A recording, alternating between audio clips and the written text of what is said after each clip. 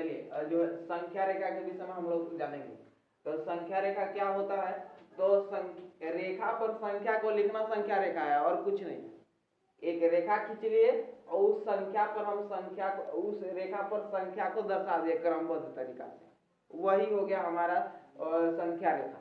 ठीक है, जैसे अगर हम लोग बात करें कि जो है सबसे पहले प्रकृत संख्या हम लोग पढ़े, यहाँ प्रकृत लिख लेना, जो प्राकृत संख्या कि प्राकृत संख्या को संख्या रेखा पर दर्शाई। तब प्राकृत संख्या कहाँ से स्टार्ट होता है, एक से स्टार्ट होता है ना।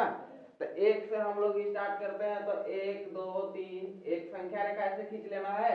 अब देखिए संख्या रेखा खींचना है तो इधर नहीं पड़ेगा प्राकृत संख्या वाला, क्योंकि प्राकृत संख्या एक ही से स्टार्ट होता है। ठीक है, इधर तीर के निशान नहीं देना, तीर के निशान केवल इधर देना है।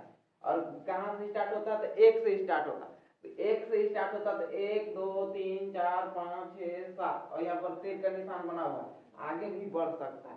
तो प्राकृत संख्या को इस प्रकार से जो है संख्या रेखा पर दर्शाते हैं।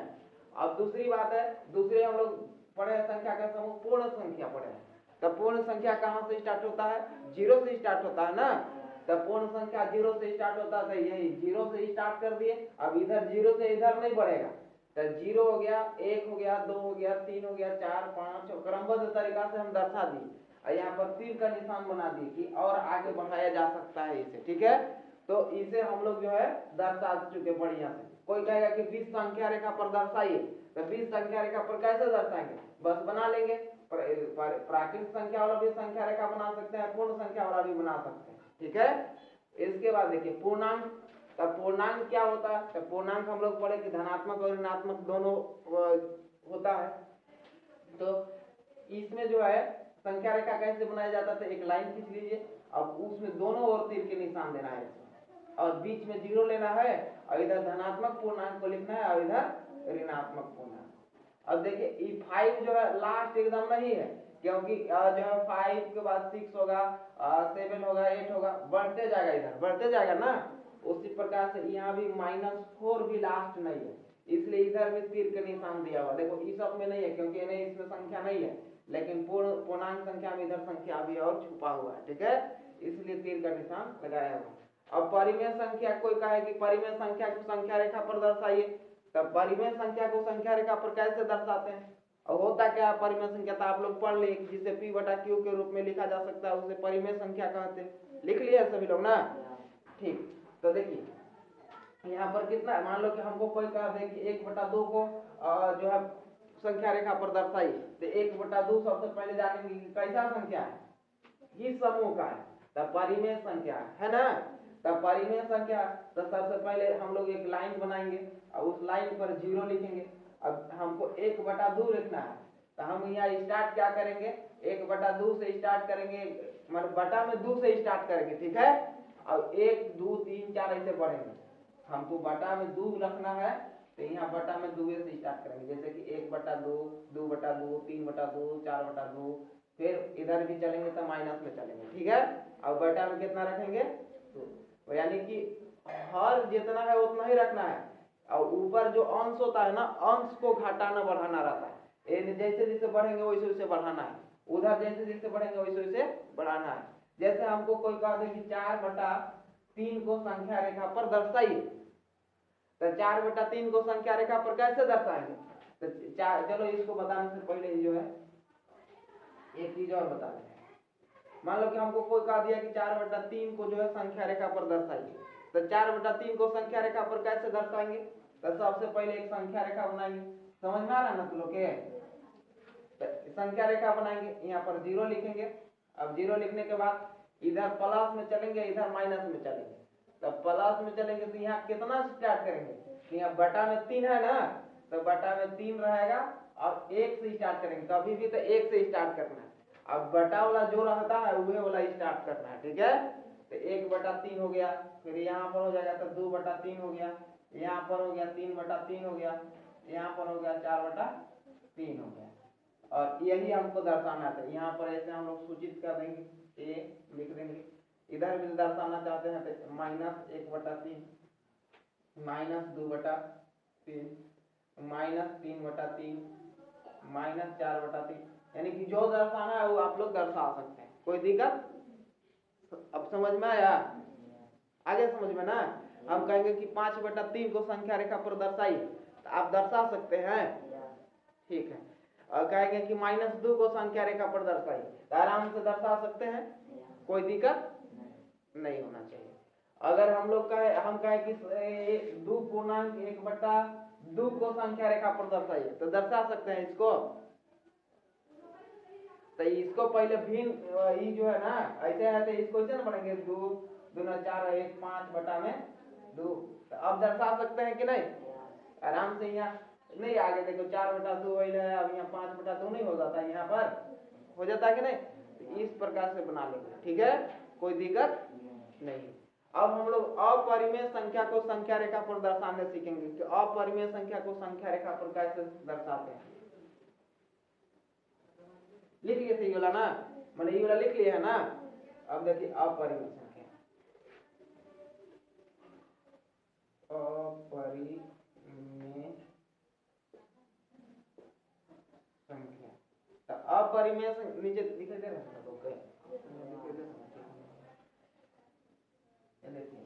एक लाइन बना दी। मान लो कि हमको √2 को इसमें दर्शाना है, ठीक है। तो √2 को कैसे दर्शाएंगे?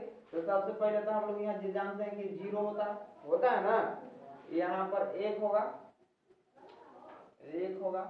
यहाँ पर 2 होगा, यहाँ पर 3 होगा, यहाँ पर 4 होगा। उसी प्रकार से यहाँ पर 1 होगा, यहाँ माइनस में रहेगा, लेकिन -2 -3 अब समझिए कि प्लस में है कि माइनस में, तो प्लस में है ना, तो 0 से n दर्शाएंगे, ठीक है। लेकिन अपरिमेय संख्या को दर्शाने के लिए थोड़ा सा जो है आपको अलग विधि अपनाना पड़ता है। जैसे कि मान लो कि यहाँ से यहाँ की दूरी कितना है, यहाँ से यहाँ की दूरी कितना है बताइए? 1 है। जैसे देखो यहाँ से यहाँ की दूरी 1 है, तो 1 हो गया। अब इतना ही 1 सेंटीमीटर एक लाइन ऊंचा लेना पड़ेगा, ठीक है। जितना है उतना ही सेंटीमीटर एक लाइन ऊपर लेना पड़ेगा। अब लाइन ऊपर लीजिएगा एकदम मैंने सीधा लंब, इसमें कुल मिलाकर ये तो लंब डाले हैं इस जगह, ठीक है। 1 सेंटीमीटर का एक लंब डाले, या एक एकक बोलते हैं, इसके बीच की दूरी को एकक बोलते हैं, ठीक है। एक एकक का जो है लंब डाले। अब लंब डाले तो यहाँ पर देखिए, यहाँ पर 90 डिग्री का कोण बना। कितना डिग्री का कोण बना? 90 डिग्री का कोण बना। तो 90 डिग्री का कोण बना था। अब देखिए त्रिभुज के नियम से यहाँ पर एक त्रिभुज बन गया है, ऐसे त्रिभुज बन गया ना। तो त्रिभुज बन गया, तो ई वाला के लंबाई कितना आया? तो ई वाला के लंबाई कैसे निकालेंगे? तो पाइथागोरस त्रिक होता है, पाइथागोरस का नियम होता है, ठीक है। तो पाइथागोरस यहाँ लिख देते हैं, पाइथागोरस त्रिक या नियम, परिमेय ऐसे लिखा हुआ है,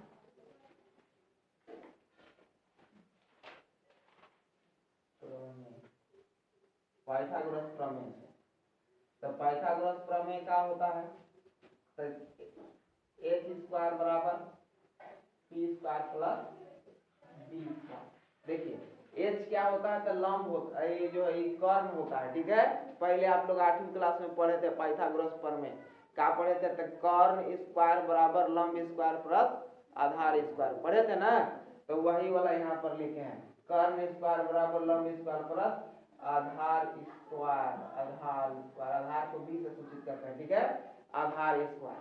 तो देखिए यहाँ पर जो नीचे वाला रहता है उसको आधार कहते हैं, ठीक है। तो आधार कितना है? 1, तो 1 का स्क्वायर प्लस इस लंब, ई वाला देखो लंब है, तो ई वाला लंब यहाँ लिख दिए, और नीचे वाला आधार होता है, तो आधार का स्क्वायर, 1 का स्क्वायर। बताइए 1 का स्क्वायर करेंगे तो 1 होगा, 1 का स्क्वायर करेंगे तो 1 होगा ना। अब 1 को जोड़ेंगे तो कितना हो जाएगा? 2 हो जाएगा। अब क्या बराबर 2 हो जाएगा? तो h² बराबर 2 हो जाएगा, h² बराबर 2। तो h बराबर कितना होगा? √2। कारण कि इधर से स्क्वायर जाता है तो उधर रूट हो जाता है, ठीक है। इधर से अगर कोई भी स्क्वायर इधर जाता है तो रूट हो जाता है, और रूट इधर आता है तो इधर स्क्वायर हो जाता है। तो इसीलिए h बराबर कितना हो गया? √2। यानी कि इसकी लंबाई अगर हम लोग पूछेंगे ना, यहाँ से यहाँ की लंबाई कितना होगा था? तो √2 होगा। तो √2 होगा। तो अब देखो इतना ही त्रिज्या लेकर के यहाँ से एक जो है ऐसे प्रकार की सहायता से ऐसे चाप काटना पड़ता है। तो यहाँ से ऐसे चाप काटिएगा, यानी इसी रेखा को आपको ऐसे बढ़ाना है, गोल में बढ़ाना है, ठीक है। जैसे त्रिभुज ये वृत्त बनाते हैं ना, वृत्त ऐसे ना घुमा के बनाते हैं, तो वैसे ही एक जीरो को केंद्र मान करके और वैसे ही इसको त्रिज्या लेकर के √2 त्रिज्या लेकर के वैसे घुमा दीजिए। तो यहाँ पर देखो ये संख्या रेखा यहाँ पर कटेगा ना, तो यहाँ पर कटेगा, तो ये वाला जगह जो है √2 को सूचित करता है, यही वाला जगह, ठीक है। इस प्रकार से संख्या रेखा पर जो है हम लोग √2 को सूचित करेंगे। √5 को कैसे, अब √3 को कैसे सूचित करेंगे, तो उसी प्रकार से आगे करेंगे कि √3 को कैसे सूचित करेंगे, ठीक है। जैसे देखिए पहले लिख लीजिए इतना, नहीं तो फिर गड़बड़ हो जाएगा, लिखो तो इतना।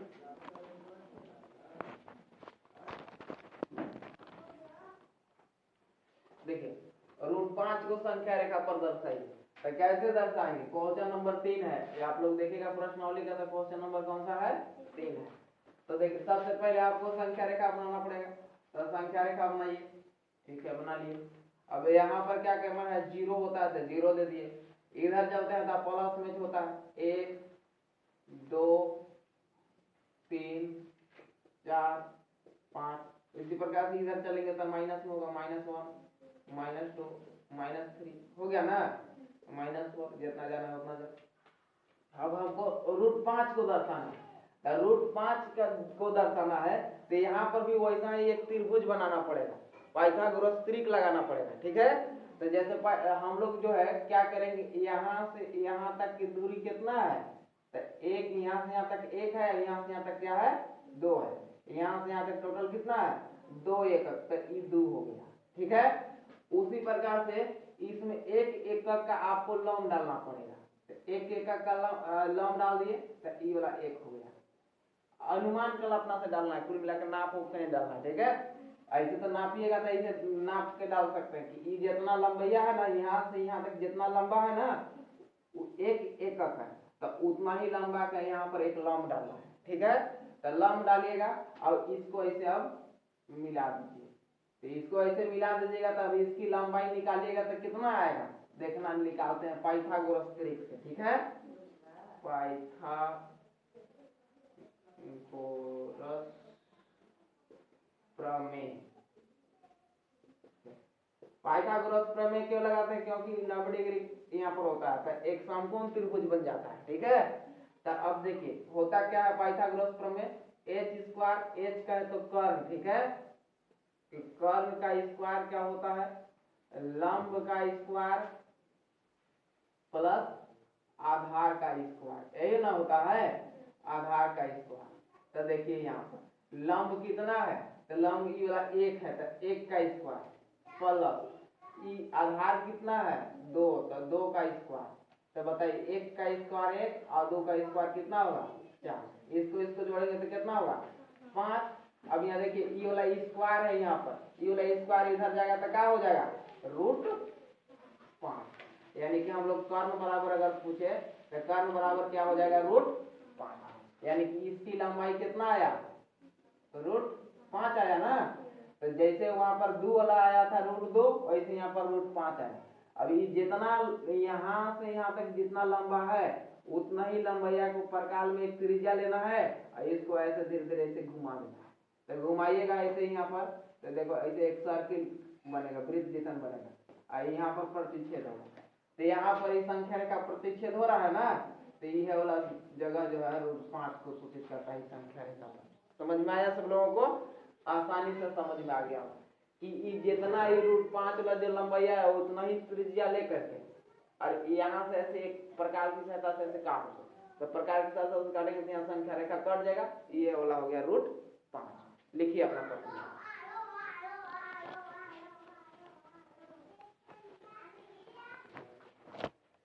जो है। अब संख्या रेखा वाला कहानी खत्म, ठीक है।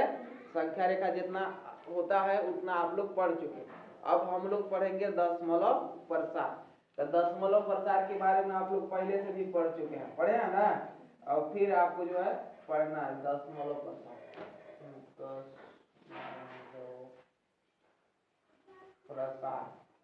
दशमलव प्रसार की अगर हम लोग बात करें तो दशमलव प्रसार 2 प्रकार के होता है। मैंने दो स्थिति आता है दशमलव प्रसार करते समय। एक होता है कि दशमलव के बाद जो है शेष खत्म, कुछ दशमलव आता है इसके बाद शेष खत्म हो जाता है, ठीक है, तो उसको शांत दशमलव प्रसार कहते हैं। और कुछ वैसे भाग रहता है जिसमें शेष आते रहता है, खत्म हुए नहीं करता, तो उसको जो है अशांत दशमलव प्रसार कहते हैं, ठीक है। जैसे होता क्या है, दशमलव प्रसार कई प्रकार का होता है पहले ही समझो। पहले जो है दशमलव प्रसार दो प्रकार से होता है। कौन कौन होता है? एक शांत दशमलव प्रसार होता है, शांत दशमलव प्रसार। शांत दशमलव प्रसार में क्या होता है कि दशमलव, कुछ दशमलव के बाद शेष क्या हो जाता है, खत्म हो जाता है, ठीक है। तो यहाँ लिख देते हैं कुछ दशमलव के बाद शेष समाप्त हो जाता है, समाप्त।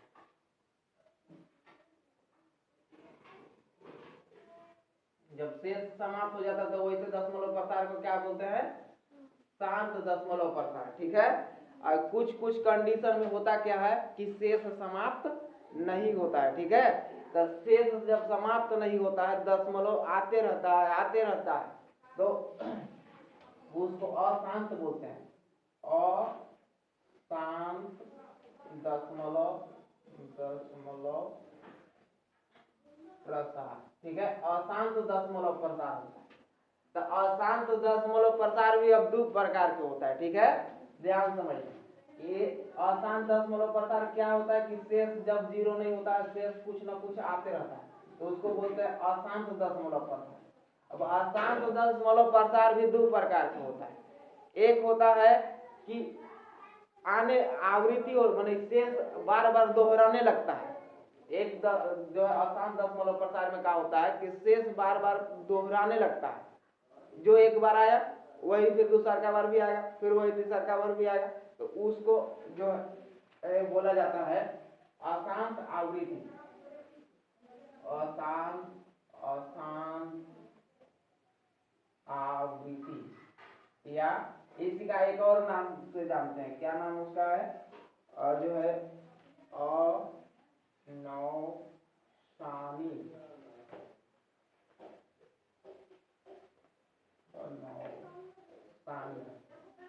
अनौसानी आवृत्ति, अनौसानी आवृत्ति। और जिसका जो है शेष भी कभी नहीं दोहराएगा, ठीक है, जिसका शेष दोहराता है, इसको लिख दे रहे हैं यहाँ पर, तब वे पहचान लें। शेष दोहराने लगता है, इसमें क्या होता है, शेष दोहराने लगता है। और एक होता है अशांत अनावृत्ति, अनावृत्ति लिख सकते हैं, अनावृत्ति होता है। अब इसको जो है एक और नाम है, इसका नाम हम लोग आसान भाषा में लिख लेते हैं, ठीक है। और इसका क्या है एक और नाम, अनौसानी, ये वाला लिखे हैं अनौसानी। यहाँ आवृत्ति है और वहां लिख देना अनावृत्ति, बस अंतर इतना ही है। और इसमें क्या होता है, शेष दोहराता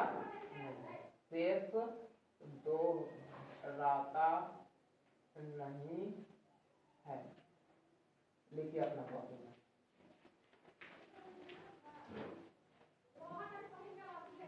जल्दी से लिखिए बच्चों।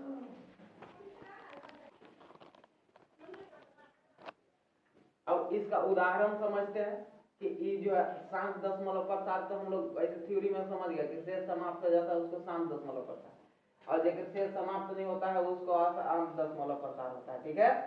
तो अब जो है इसका कुछ उदाहरण देख लेते हैं। जैसे मान लीजिए हमारे पास कितना है, हमारे पास है 3/8, ठीक है। तो इसका दशमलव प्रसार करेंगे, तो दशमलव प्रसार करेंगे तो कैसे होगा, तो हम लोग 8 से 3 में भाग लगाएंगे, यही ना करेंगे। तो 8 से 3 में भाग लगाएंगे तो नहीं लगेगा, तो दशमलव बिठाएंगे तो यहाँ 0 आ जाएगा, आ जाएगा ना। तो अब 8 तरीके 24 हो गया, तो 8 तरीके 24, तो यहाँ घटाएंगे तो 6 आ जाएगा, इधर कट जाएगा, फिर 0 हो जाएगा, यहाँ पर एक दशमलव बैठा दिया है, तो 8 सत्ते कितना हो जाएगा 56 हो जाएगा। सबको भाग तो आता है ना। इसके बाद यहाँ पर 4 उतर जाएगा, कट जाएगा, फिर एक 0 अपने आ जाएगा, तो अब 8 पचे कितना हो गया 40 हो गया, तो कट गया। तो देखिए 3/8 इसका उदाहरण होगा, 3/8 का दशमलव प्रसार शांत आया कि अशांत आया, तो इसका शेषफल खत्म हो गया, तो शेषफल खत्म हो गया, तो इस शांत दशमलव प्रसार कितना दशमलव प्रसार है, तो 3 7 5। देखिए एक एक पढ़ते 375 इसको नहीं पढ़ेंगे, ऐसे पढ़ेंगे 0.375 ऐसे पढ़ना है, ठीक है।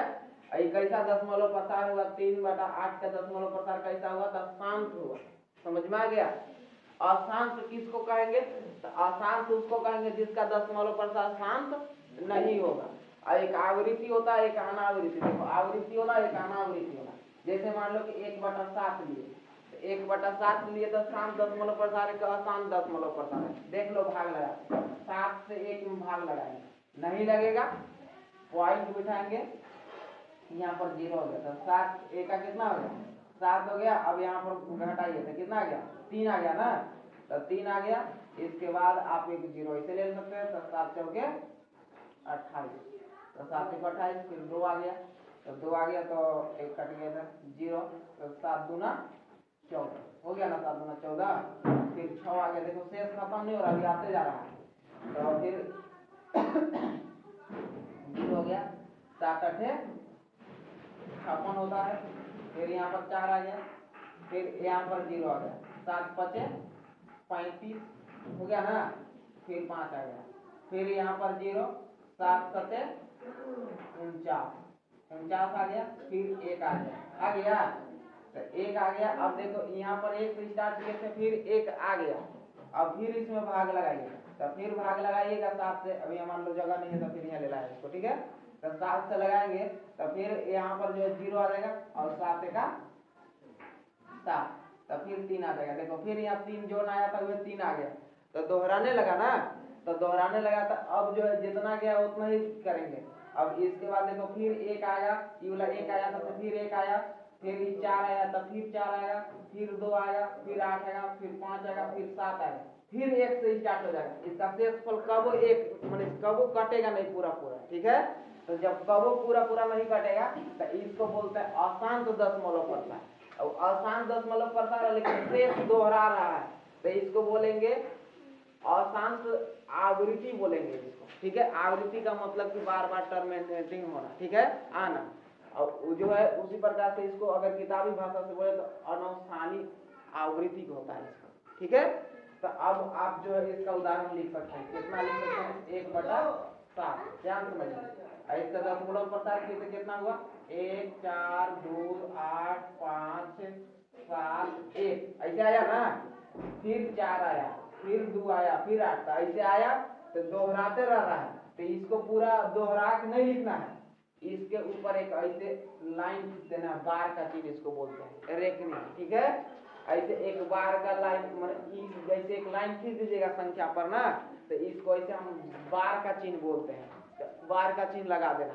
अब इससे सब आदमी समझ सकता है कि यहाँ से 7 के बाद फिर 1 आएगा, 4 आएगा, 2 आएगा, 8 आएगा, 5 आएगा, 7 आएगा, और फिर वहां से 1 4 फिर से स्टार्ट हो जाएगा, ठीक है। जैसे अगर कोई संख्या पर ऐसे लगा दिए, 3 पर लगा दिए, तो इसका मतलब कि 3 3 3 3 हाली हाली आ रहा है, दोहरा रहा है 3 3, समझ में आ गया। तो ये हो गया अशांत दशमलव प्रसार का उदाहरण, अनौसानी आवृत्ति वाला। अब टाइम हो गया है, और हम लोग अगर देखेंगे अनौसानी अनावृत्ति वाला, तो उसमें देखो होता क्या है, उसमें होता है, इसका उदाहरण अगर हम बात करें तो जैसे 0.1 आ गया, फिर 0 आ गया, ठीक है। अब भाग वाला नहीं बता रहा है, इसे समझ कि 1 आ गया और 0 आ गया, फिर अगला बार 1 आएगा, लेकिन 2 को 0 आ जाएगा भागफल में, ठीक है।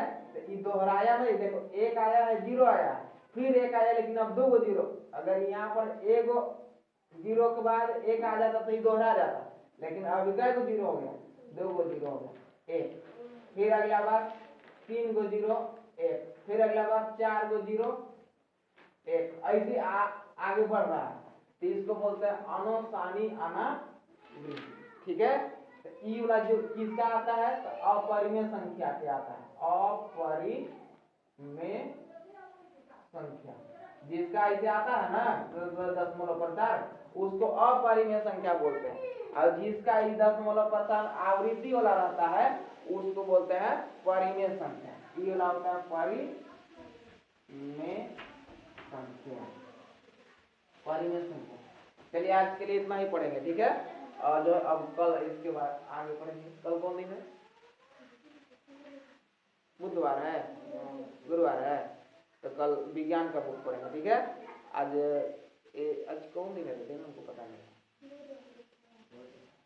ठीक है, कल विज्ञान का बुक लेना है।